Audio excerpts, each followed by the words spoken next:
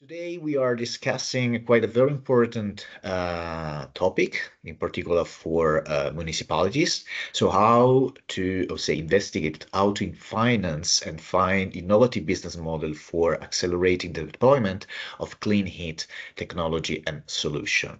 Why it is important? Because of course, we got in the latest commission mandate a very good package, the Green Deal, the Fit for 55, so we cannot blame too much.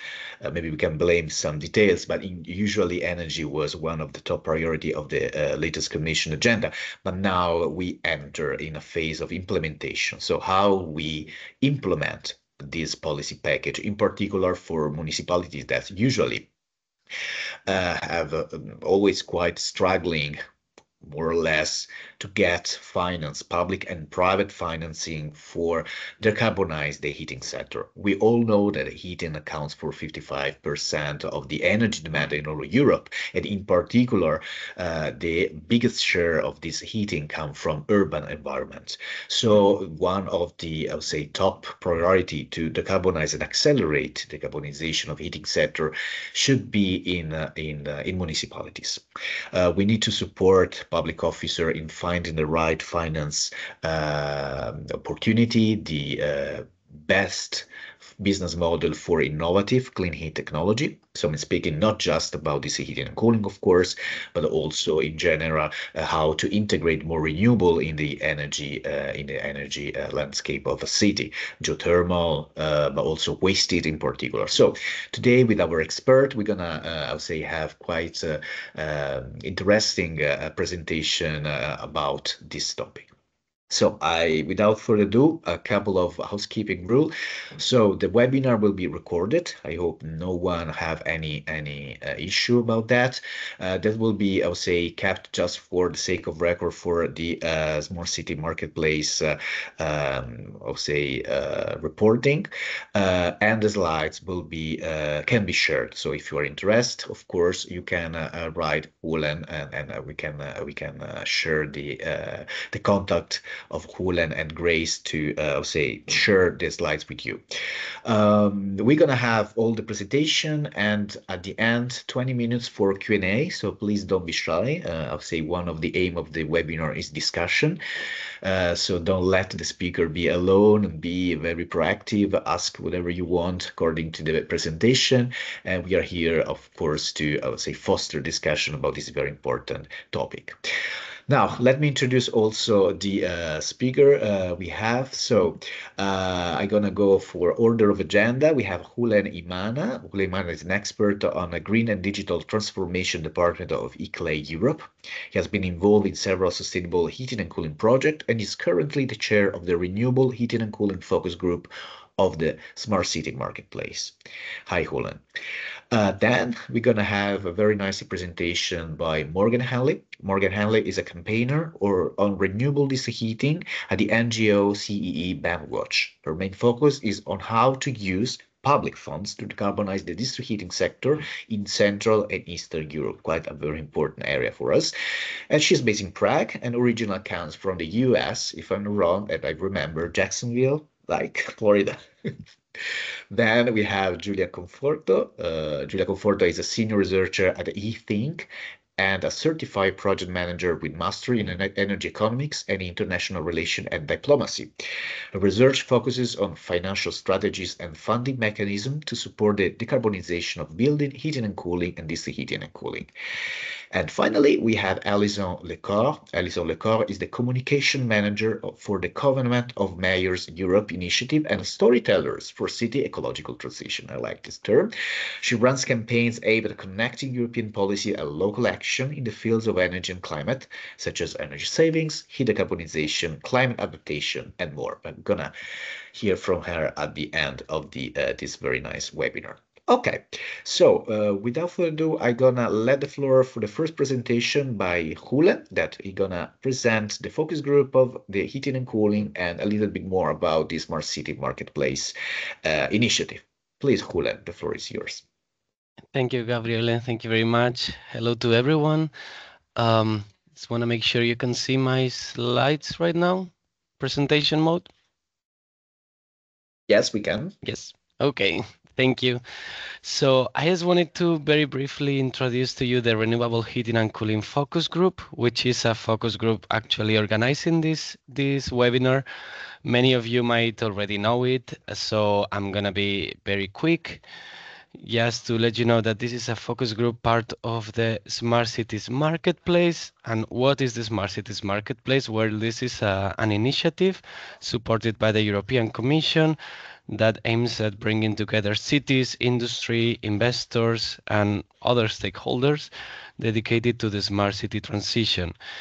And this is like a support hub, let's say, for those seeking to finance and implement their smart city projects, and includes a knowledge forum, a dedicated matchmaking service to create funding opportunities, and then focus and discussion groups such as this focus group that I was mentioning, that is our Renewable Heating and Cooling focus group. Specifically, our focus group is aims to foster an active exchange and contribution to commonly identified challenges of renewable heating and cooling. Obviously, we have a wide range of participants in the sector, like industry associations and also city representatives that exchange ideas in our recurrent meetings. And the focus group is guided by ICLEI, myself, and Euroheat and Power with Gabriele also. And yes, for you to let you know that this focus group started last December and will take 18 months. And we will organize 2 public webinars as part of this focus group. One of these webinars is this one, and we will plan another one. You will receive news once we know the topic. And another initiative of the focus group, it was to create a booklet on district heating and cooling and heat pump technologies. And I'm very glad to let you know that the booklet is out. You can check it out in the Smart Cities Marketplace website. This was an update and remake, let's say, of the old district heating and cooling solution booklet. So it's up to date. You can find their information on renewable energy technologies for district heating, city use case studies, or financing options. So please go check out the booklet in our website. And having said that, that was a very brief introduction of the focus group. If you have any questions, please let me know. But now I would like to give the floor to Gabriele and the other speakers. Thank you.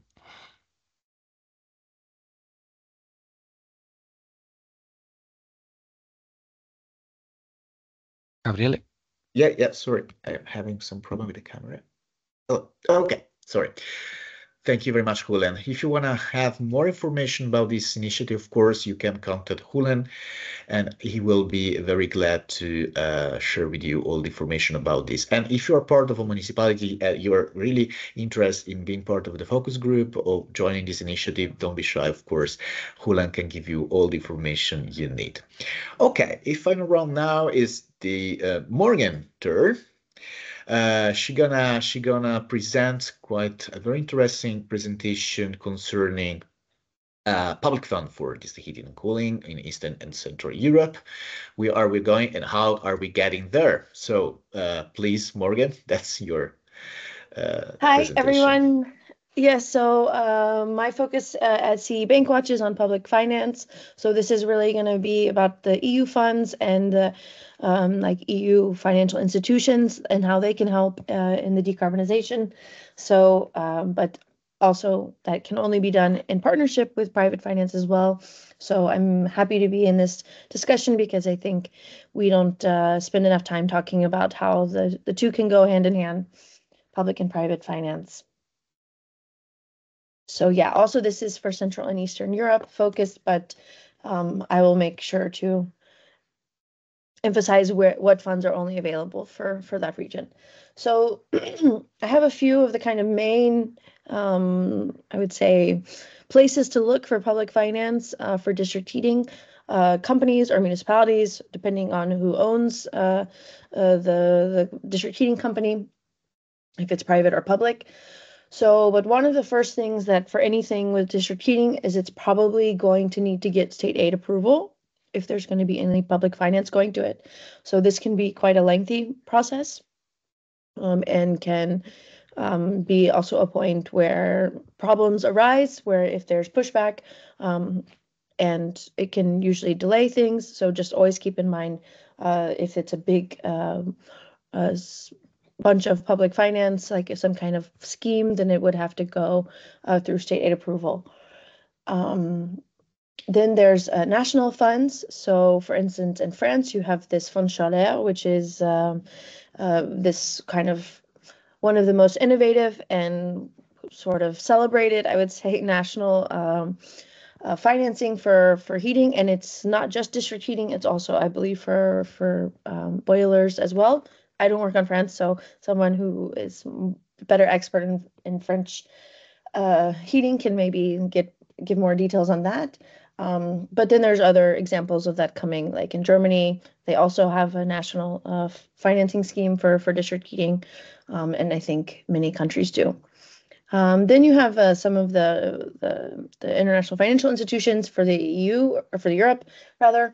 So the EIB, or the European Bank for Reconstruction and Development, and they can provide either loans, obviously, as a bank does, or maybe more attractive, especially if you're at the beginning stages of your district heating decarbonization journey, technical assistance.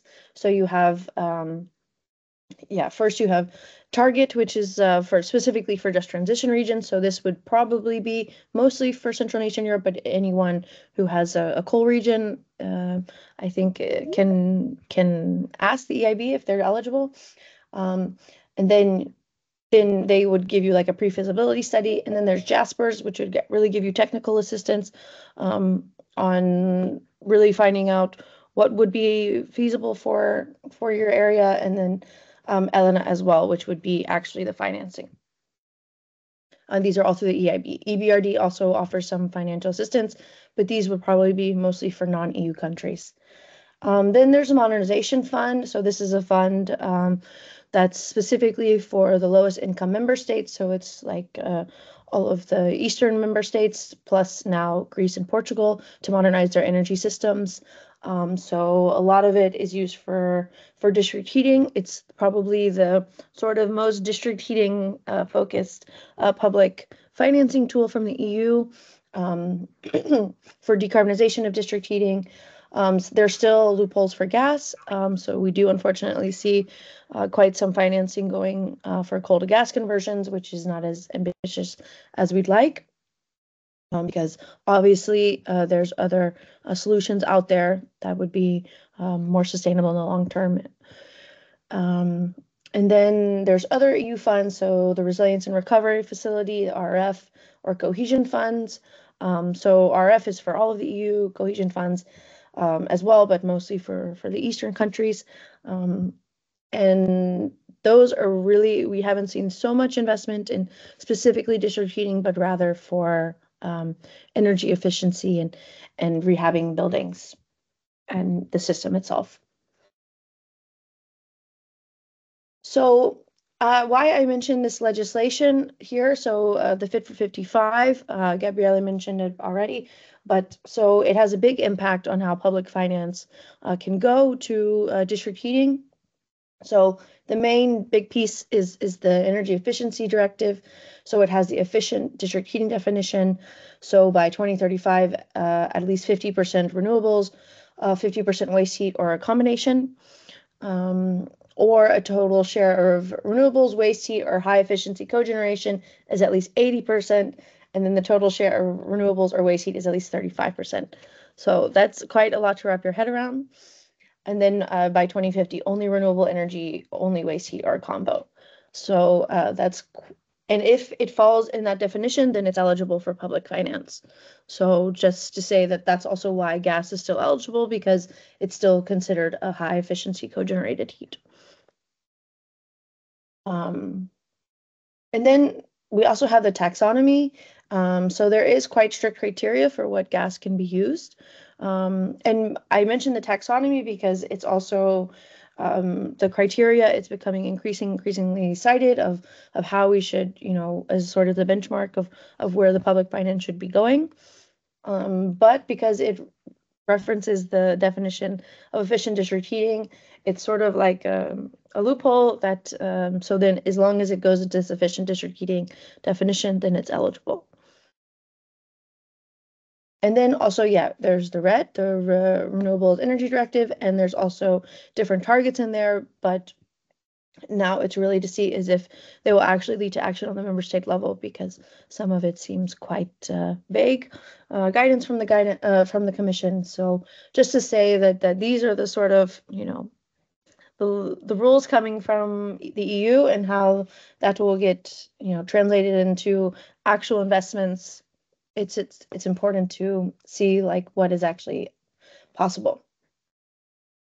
And then I have just some kind of, yeah, sort of points that are, I think, important to consider when it comes to financing. So yeah, what we would consider fall solutions in terms of mass investment, whether that's biomass, waste incineration, or hydrogen. We would much rather see big investments into, you know, really truly renewable technology.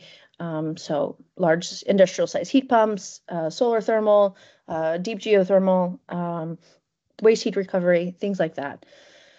But unfortunately, biomass, it's considered completely renewable, so it's also eligible for lots of public finance. Waste incineration is not considered renewable, but and it's also not considered completely waste heat, so it's not as eligible for public finance, currently only from the Modernization Fund.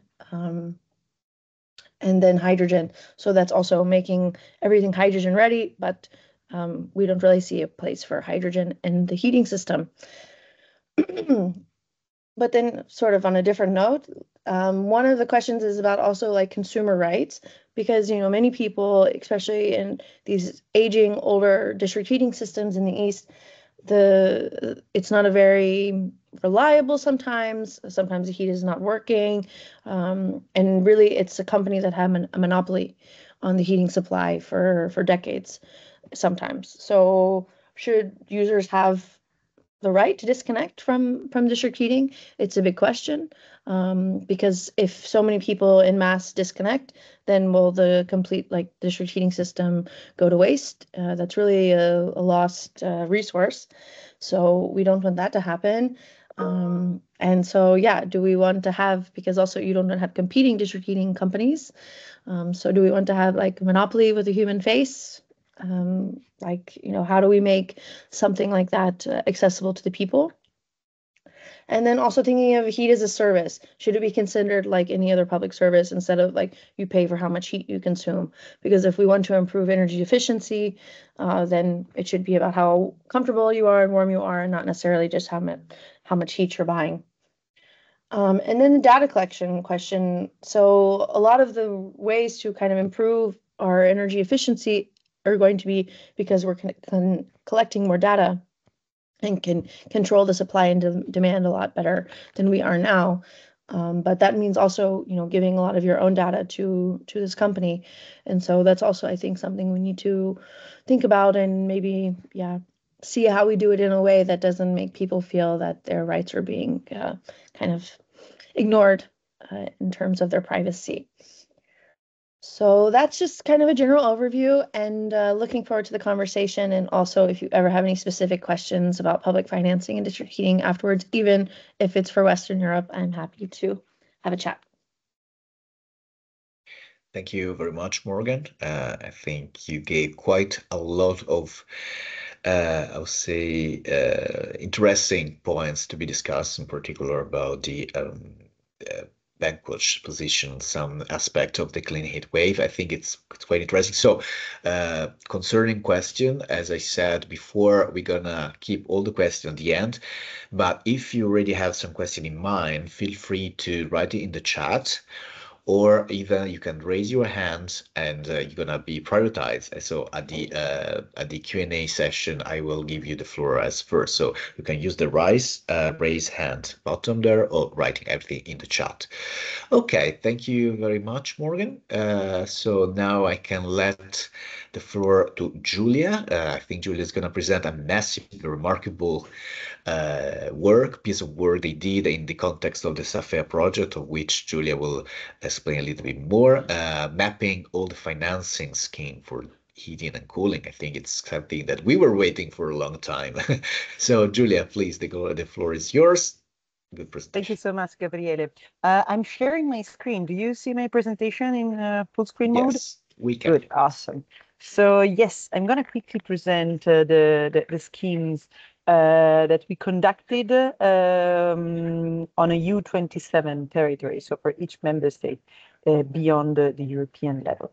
So first, we're going to have a look at how the mapping was done and what we learned from that. And then I'm going to show you how to access and use it and where it is. The full mapping is on Zenodo. Then two subsets, one focusing on space cooling is on Cool Life, on the tool and the knowledge hub.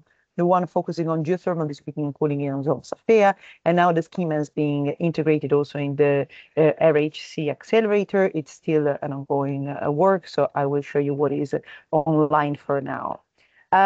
Why did we do this mapping in the first place? Because whenever we were developing heating and cooling local planning or helping municipalities in decarbonizing their building stock and their heating and cooling sector, financing was always one of the main barriers. And the municipalities we work with asked who is going to pay for the building retrofit, who is going to pay for the upgrade of heating and cooling systems, or for the establishment of a district heating and cooling network, especially in the areas where you don't have this technology. So we first collected all the EU funding opportunities, but one of the objections that we often received was that they were not enough to cover the needs to achieve the European targets in these municipalities. So, sorry. Okay. So then we looked at the national level, and the need arose during a project called Path to LC, and it then became more real in Acton Heat, where we had a support facility for municipalities and local and regional administrations asking for help to decarbonize their heating and cooling sector. And then the mapping was actually carried out by these two other projects, Cool Life and Safea. Now, this is first snapshot of the mapping. We collected about 600 schemes. I keep saying we because I was the main collector of these schemes, but then there was a peer review process that otherwise would that gave the thoroughness and soundness to these studies, without which this study could have not been possible. So you can see on the left table, you have the public schemes classified by country and by sector that the schemes cover. And on the right table, you have the private schemes. Now, district heating and cooling is one of the sectors that receives the least funding in terms of number of schemes.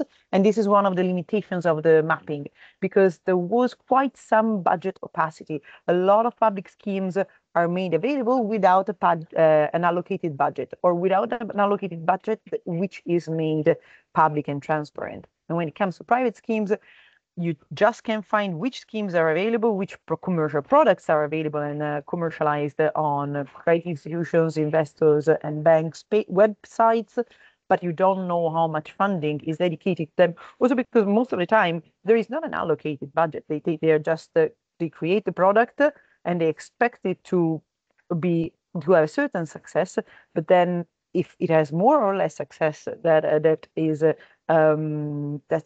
whole other topic. And one of the reasons why district heating and cooling has the least number of schemes is because it's being a very specific technology. You are likely to find one main program targeting this technology. While when it comes to building energy retrofit and upgrade of heating and cooling systems, these devices, these interventions can be touched by several different schemes. So there is more of a rainfall approach rather than having one scheme which is an umbrella scheme and then has several different applications. What came out looking at these sectors that you see here is that most of the schemes that we found were public, 2/3 about, and then 1/3 was private. that only in a few countries there were more private schemes than public schemes. That was mostly because in those countries there is a very fragmented banking sector. And then, of course, district heating and cooling, as well as geothermal district heating and cooling and space cooling alone were the sectors that were the least targeted. Now, looking at the types of instruments, we found mainly simple traditional instruments among the public schemes, grants and subsidies, debt financing, so loans, tax incentives, and then a combination of them. And across the private instruments, green loans, green mortgages, and green bonds, where green bonds were far behind these two categories. What does this show? So here you can see all of the different type of financing instruments that I had mapped in a previous study that are used at the moment in Europe or outside of Europe, but are used, for instance, in the US, but could be then transposed in Europe to decarbonize the building stock and the heating and cooling sector. Those that are marked with the darkest shades are those that were the most frequent in this mapping. And this raises a question. There is a whole wide area of schemes that are effective, but that cannot be offered as a commercial product. So this is the question. How can innovative financing schemes be used to decarbonize the heating and cooling sector and the building stock? What is their capacity to leverage funding, especially private funding with a minor investment of public funding, and in which terms? Of course, when we're talking about a public scheme, issuing a subsidy is just the simplest way for multiple reasons. One is that it is simpler to administer. It is a known instrument. It is simpler to communicate. So if I have to explain you how an energy performance contracting scheme works, and I've lost part of you along the way, that is already a barrier per se, beyond the fact that even if you understand how the scheme works, then you have to apply for it, then you have to find someone who is willing to issue that scheme. And that is not the case in public schemes. But it doesn't mean that these vehicle cannot be used. It's just used in specific projects. So specific project developers use some of those innovative financing instruments, but we will not find them in a commercial widespread offer. Now, if you want to have a look at the whole mapping, here is a QR code you can scan. We will put also in the chat the link to the scheme that is on Zenodo. Be careful that there were subsequent updates of the scheme. The latest one is version number 4. Here you find the whole mapping that I will show you briefly in a moment. Then the subset on space cooling was integrated in the CoolLife tool. Here is the link to access the CoolLife tool that, by the way, was published yesterday morning, so right on time. You have to select a region. You open on the left the calculation modules tab. You select FI mapping, financing instruments mapping, and you decide if you want to have only the schemes for that region or also for the European level. And on the right, when you run the calculation module, among the results, you have the total number of schemes found in that region, in that country, let's say.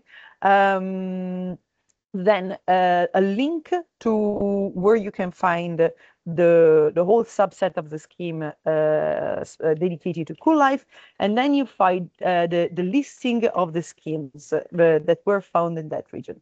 As you see, there is a link that is the CoolLife resources section of the CoolLife website. Here is a link to the CoolLife website, and among the resources, you see the first one is the CoolLife U27 mapping of financing instruments. There is also deliverable 4.2. The one on the bottom right is the review of financing schemes, where you see how the mapping was done and it's explained, and there are some considerations for this sector. Another project that financed this mapping, because it was such a huge work that we split it among 2 projects, of course there was no double funding, is SAFEA.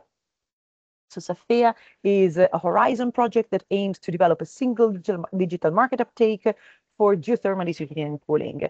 And you have the link where you just Google Safea, you go on data and tools, and there you find both the subset of the mapping specific to geothermal district heating and cooling, and then a report that looks into this sector. What else? Recently, the mapping was also integrated in the repository of funding schemes of the RHC accelerator. Now, if you Google RHC, you find the website. Among the publications, you find the repository of funding schemes, and that has two subsections. There is the European level, and there is the national level. So this is how the European level looks like. You have a number of different schemes. You can access each one of them. And the national level basically has a short description and a link to the mapping on Zenodo. I wonder if I still have 1 minute to show the actual mapping. Gabriele. Yeah, I we do. have. Awesome. So here is the mapping. The way you can download it from Zenodo. Oh, wait a second. I need to share my other drawing because I'm sharing not sharing the screen. I'm sharing the window. Share again. Okay. Here we go. Are you seeing my Excel in this moment? Yes, we can.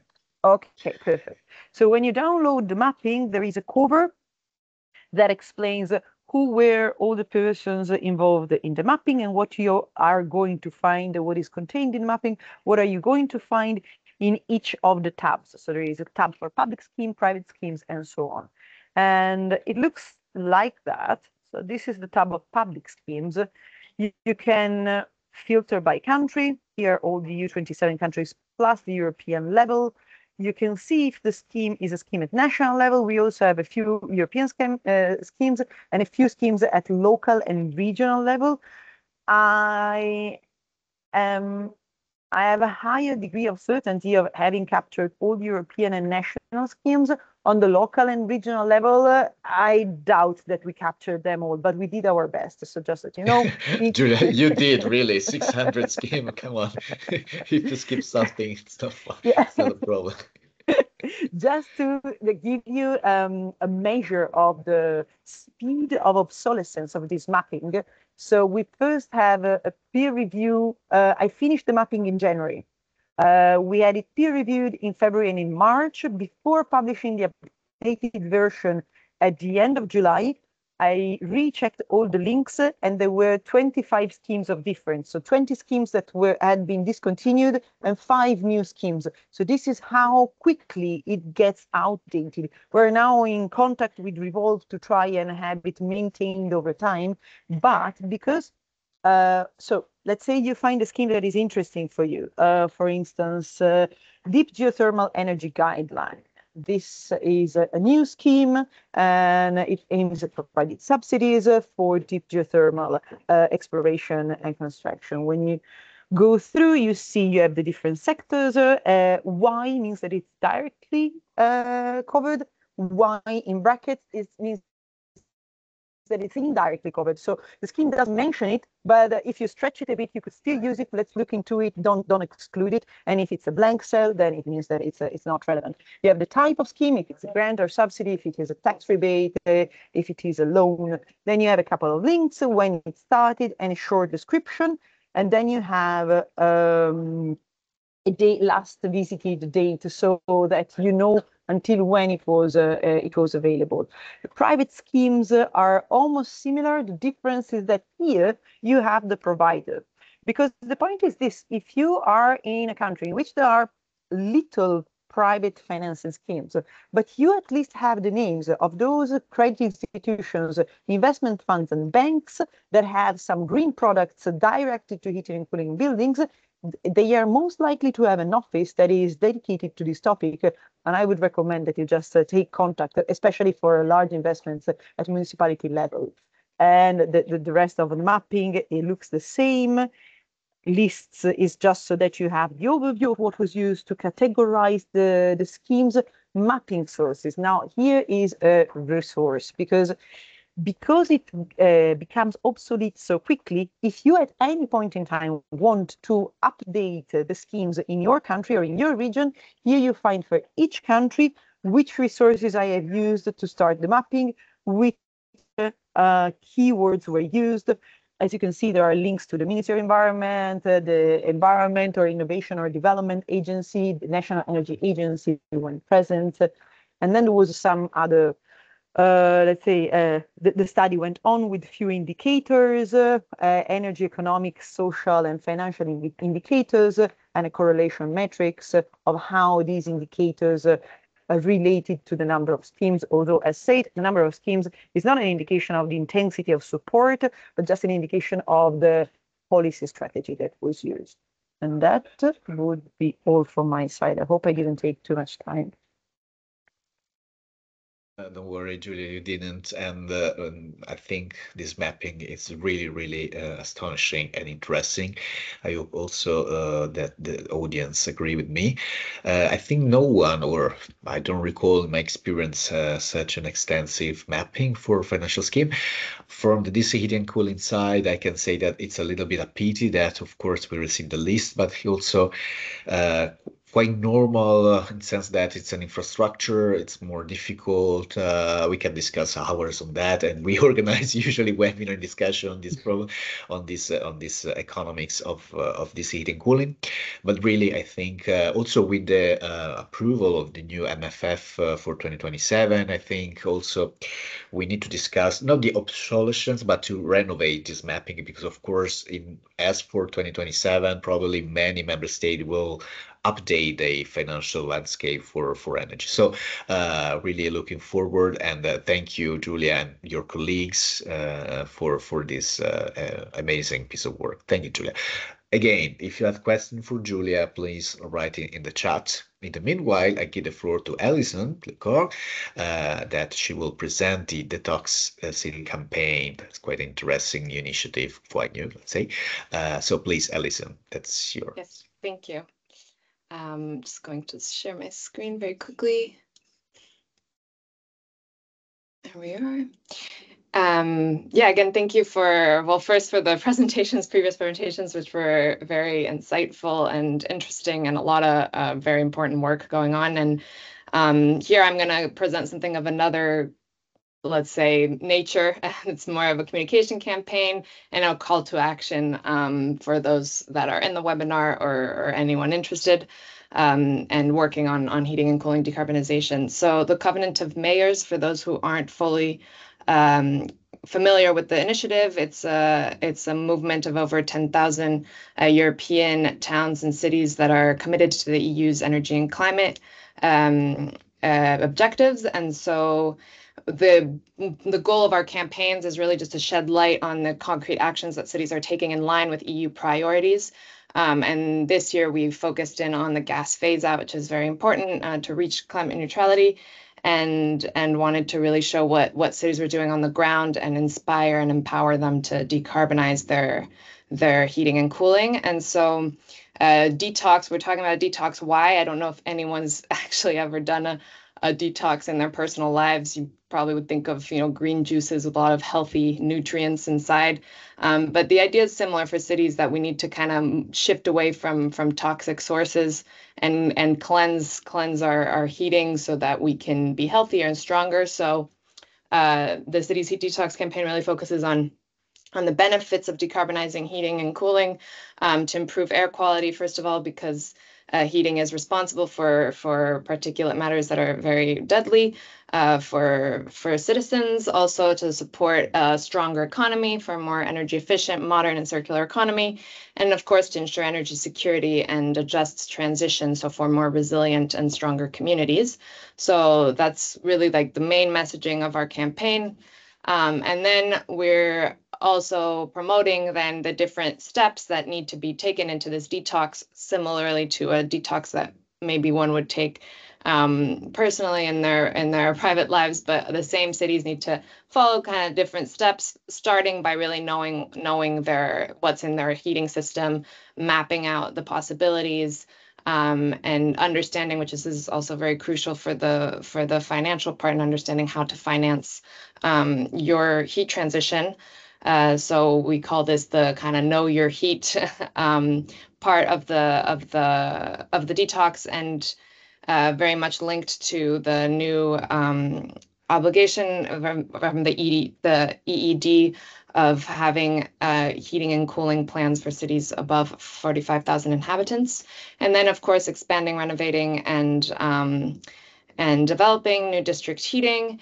And in the third step, we're promoting all the different sources of clean heat, kind of to echo how what Morgan was saying, with some ideal sources of heat, which we promote, such as geothermal, solar, waste heat, and large-scale heat pumps, with some possible supplements. But here the campaign kind of plays with the detox metaphor so that each city can showcase their unique detox mix, what they're using to clean out their heating systems. And we even have this interactive tool where you can put together your city's detox mix to make it more kind of fun and make it a bit more colorful, and have a different take on the heating and cooling. So concretely, this campaign is really about sharing experiences. It's about cities showcasing what they're doing and bringing visibility to what they're doing. And within that, there's also a part, as you can see here, we have a map of good practices of cities and what they're doing and their projects. And within the case studies, we also have a focus in part at the end on financing your heat strategy, where cities can show how much what the cost is going to be for their heat strategy, and what the funding, kind of the rough breakdown of their financing and funding looks like. We also have the possibility of zooming into the specific funding projects, or if the city has received already funds at an EU level, to kind of zoom into those and to show how the cities are kind of piecing together this kind of complex panorama, as we saw. So it's really the idea of the campaign is really just for all to be able to explore through concrete stories and concrete experiences what each city is doing. Also, we are on social media consistently promoting video messages from local representatives. And here it's also an opportunity for cities to spotlight the needs that they have to decarbonize their district heating. And we know that municipal resources is one of those big needs. There's also an EU tracker that has been developed on the transposition of the EED directive on local heating and cooling plans. And if you look at this tracker, it's pretty surprising, since only about there's only 4 countries that really have the necessary framework nationally to help cities and ensure that these cities have these plans. It's only been transposed officially by Germany so far. And Germany, even though they have a dedicated fund for it, it falls, like the stories that we have on Heidelberg, of the cities part of the campaign in Germany, Heidelberg and Munich, show how much this falls short of what they actually need in terms of resources. So the campaign's also a good opportunity to show these needs and what the cities have. So how to participate concretely. We have right now, our Covenant Awards are open, and each year they're connected to the campaign. So this year it's on the city's heat detox. The advantage is you can apply to the award if you have an interesting project, but even if you don't win, there's the possibility of getting featured as a case study on our website. If not, you can submit the story through just a template that you have to fill in. That's pretty simple. Showcase your detox, as I said, with these interactive tools we have, social media materials that we have available in our package.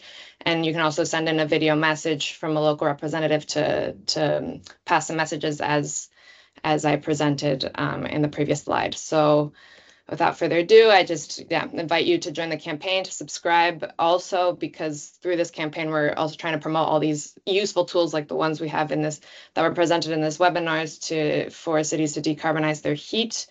And we currently also will connect to other relevant calls, such as the EUCF call, which is currently open for developing investment concepts for energy efficiency and also clean energy. And then There's also currently a call from a project called Low to High for Lithuanian, Slovakian, and Slovak and Polish municipalities for technical assistance to help them also with their district heating. So subscribe to the campaign, and we will, and then we hope to get your story as part of the campaign. Thank you. Thank you very much, Alison. I think communication and raising awareness about how to decarbonize the heating sector in city is as much as important as like financing. So if we don't know how to do that, we don't know where to put the money. So I think thank you for this campaign. Okay, so thank you very much. Thank you, Alison. Thank you, Morgan. Thank you, Julia Hulen.